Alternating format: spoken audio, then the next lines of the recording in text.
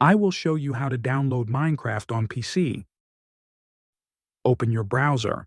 Type in the search field, Minecraft. Then click this web. After entering the web page, click Get Minecraft.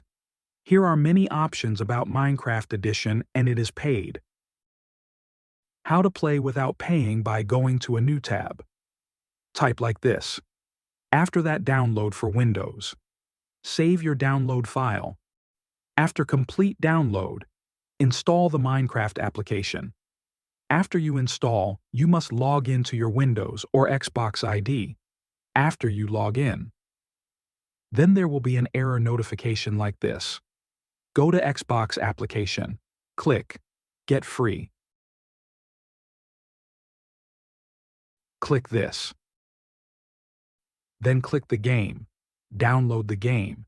Then there will be a play notification. Choose which Minecraft edition you want to play. Click Play. Demo, free trial.